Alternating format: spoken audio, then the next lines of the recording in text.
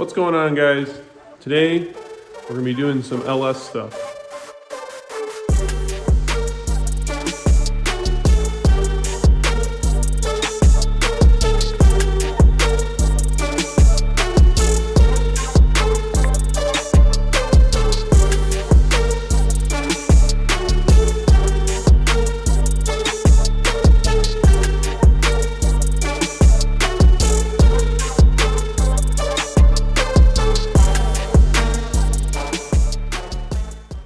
Alright, so I've been pushing this off for a couple months now, and really all I had to do was order bearings. So this truck was in, or not this truck, this motor was in the gold colored or tan colored Silverado, the 1500 that had the turbo on it.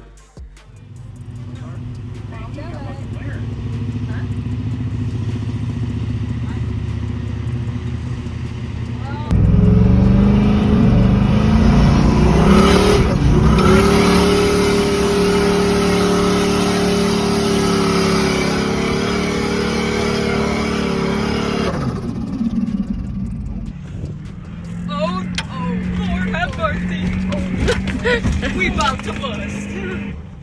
Ended up melting a piston in the dunes.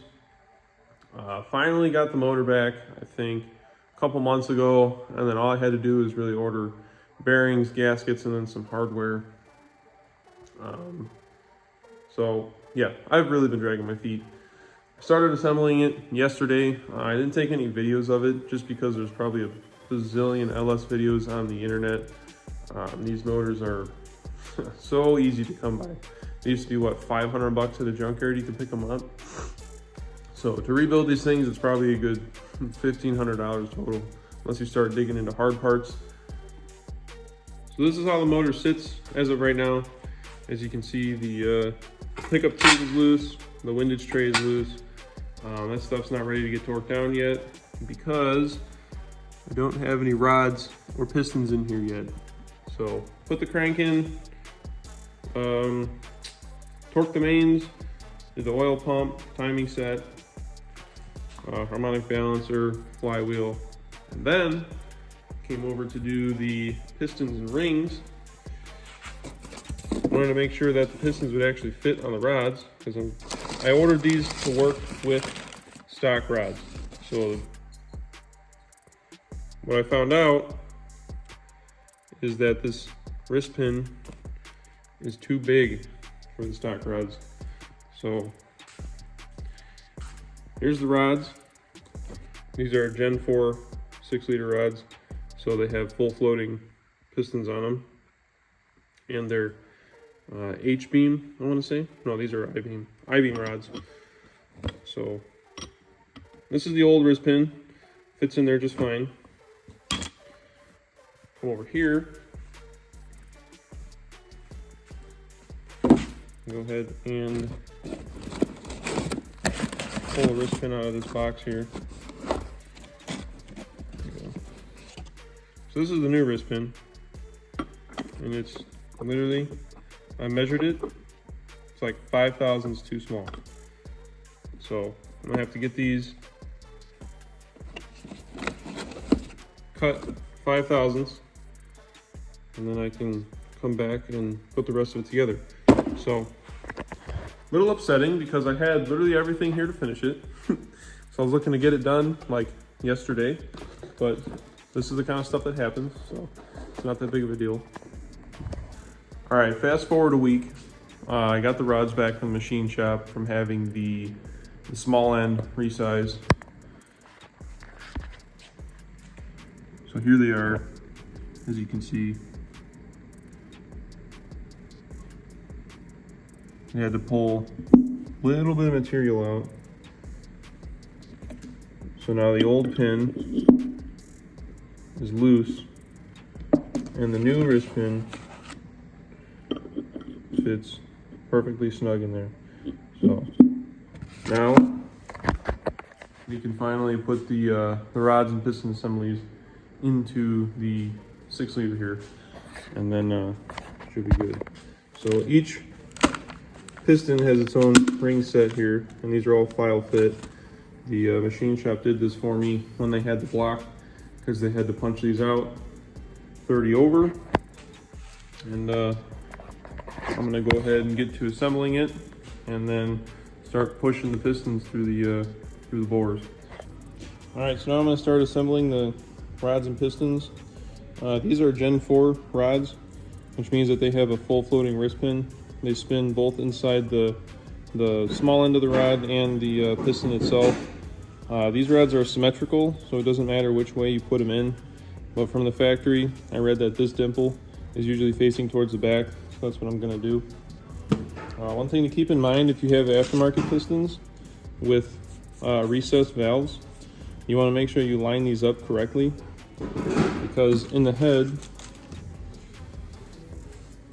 as you can tell, the intake valve here is much larger than the exhaust valve, so you don't want to flip them on accident. If you're just running stock pistons, they're usually flat top or they're dished, and the orientation doesn't matter as much. The other thing about these rods is that they're a cracked rod design, so each end cap is or has to be paired with its rod. So as you can see, these are marked number 7. So your end cap is 7 and your rod is 7. And as you can tell, the crack fits flush together. So these need to be paired correctly, or you could have some serious catastrophic failure.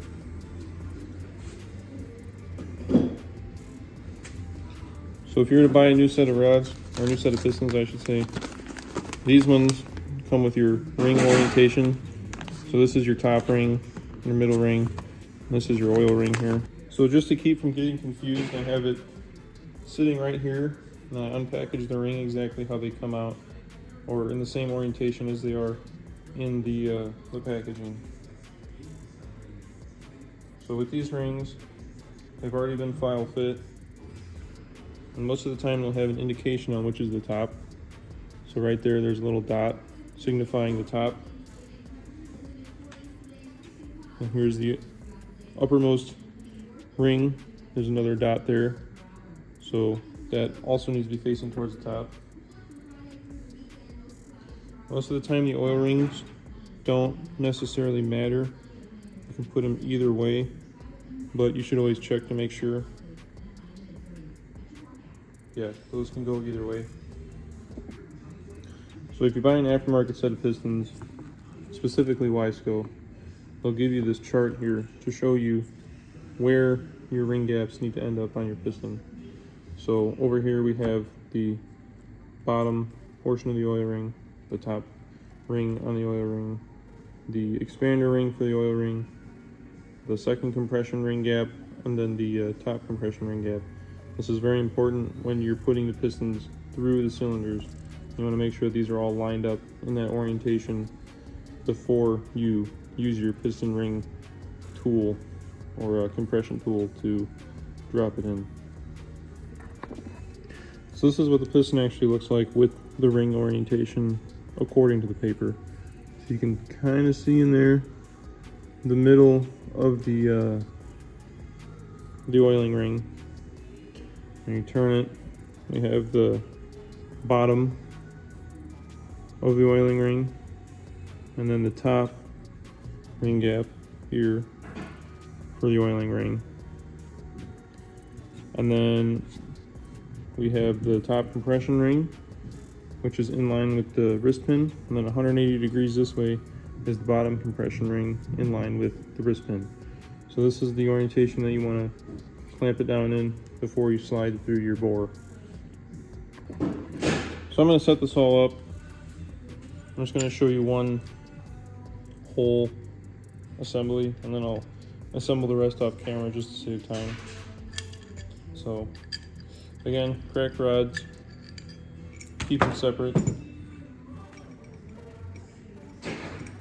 So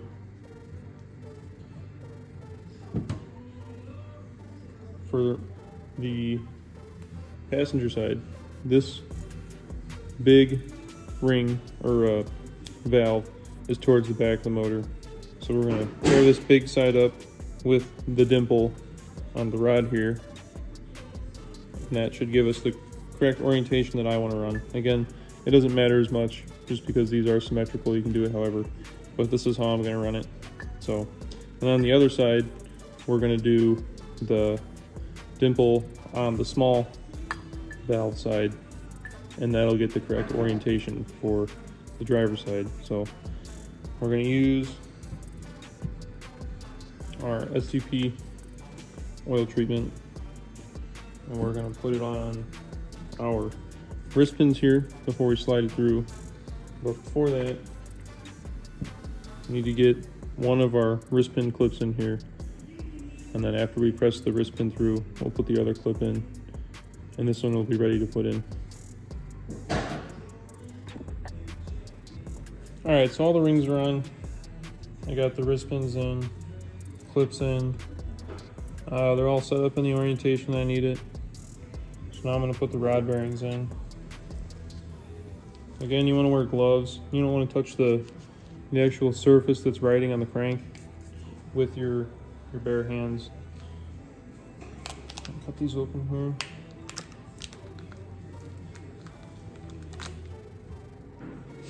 Now these rods are sized for a crank that's been ground 10 under or 10 thousandths under.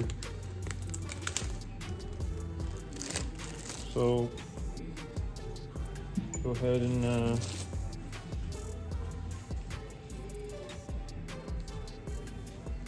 put these in here. So you can see it's got a little indent there. That's going to go in the indent on your cap right there. Just kind of press that in.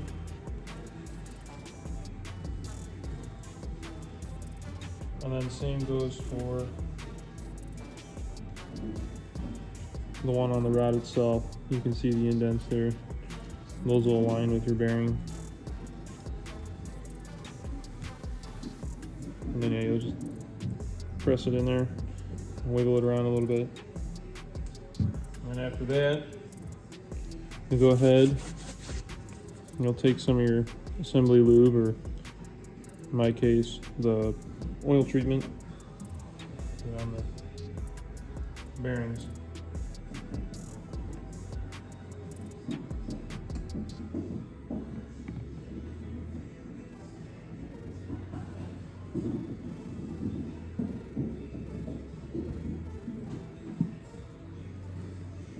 And then we'll get to installing the pistons in a second. Alright, so I have all the bearings lubed and ready, and have my ring compressor ready as well. What I'm going to do is hold this over a bucket or garbage and pour a little ATF around the rings here so we're not pushing them through dry.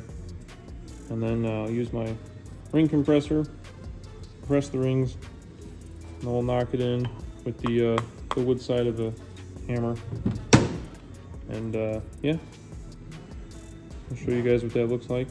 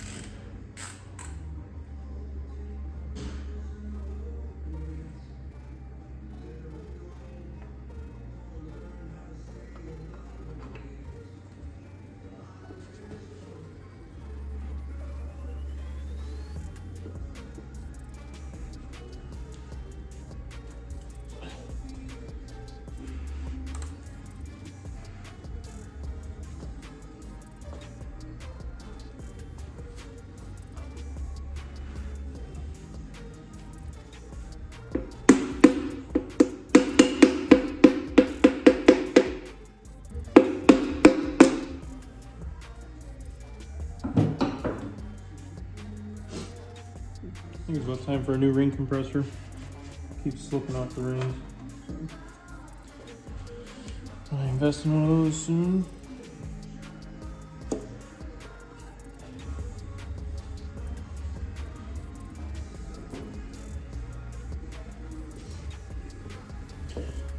Now earlier I got a little confused because one of these caps said 7, the other one said 4, and they didn't look, well, they look pretty similar. At least the engravings on them look similar. So I ended up getting them mixed up, so it took me a second to figure out which one went where. Just one of those things you gotta keep in mind.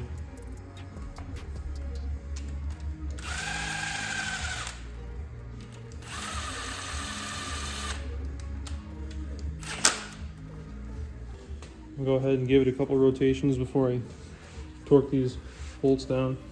Now, these are ARP bolts, so I ended up lubing the threads and a little bit underneath the head for a more accurate torque spec. So these rod bolts call for 45 foot-pounds. These are ARP 2000 rod bolts. I'll go ahead and give them 45 foot-pounds. And we'll be able to put the windage tray on there and pan.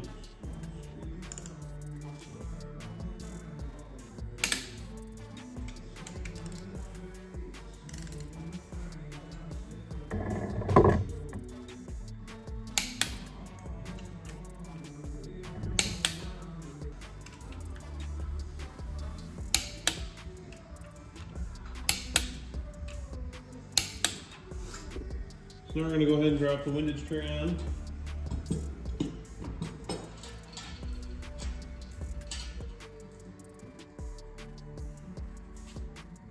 And then there is a back and front side. It's labeled, so.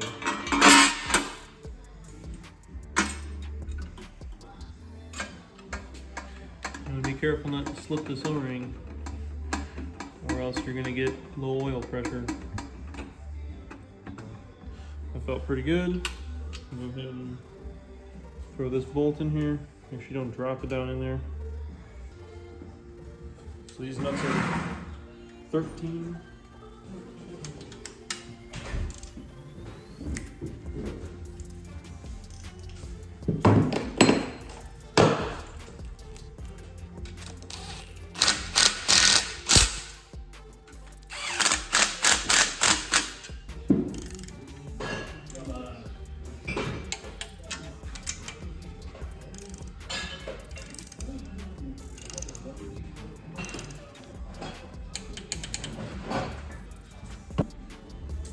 All right, so the bottom end is all buttoned up. I also put the heads on off camera. I can go over that. But before we put the pan on, since there is a gasket that goes in here, it's not just gasket maker, I need to do a little dab of RTV or silicone or whatever you want to call it on all 4 corners, right over top of where the back cover meets the block and where the front cover meets the block over here. So we'll put one dab here, one dab here, one dab here, and one dab there. And then we'll go ahead and we'll put the gasket and the pan on and torque all that down.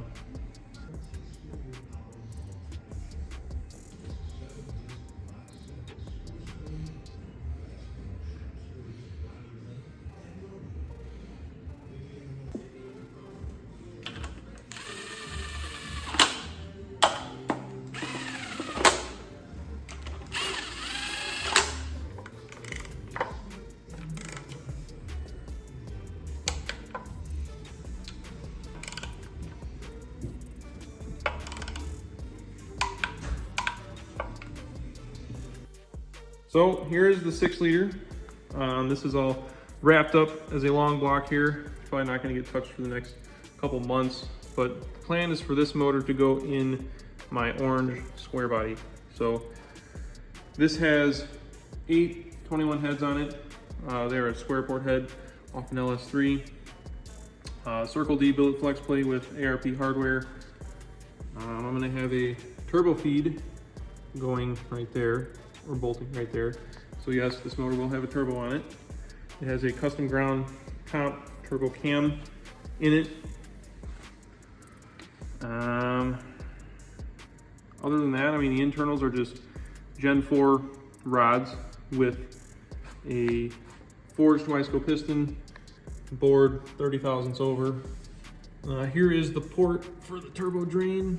I think this is a -8 AM that I'm gonna be running. It's either -8 or -10, I can't remember exactly. But this is basically how it's gonna sit for the next couple months.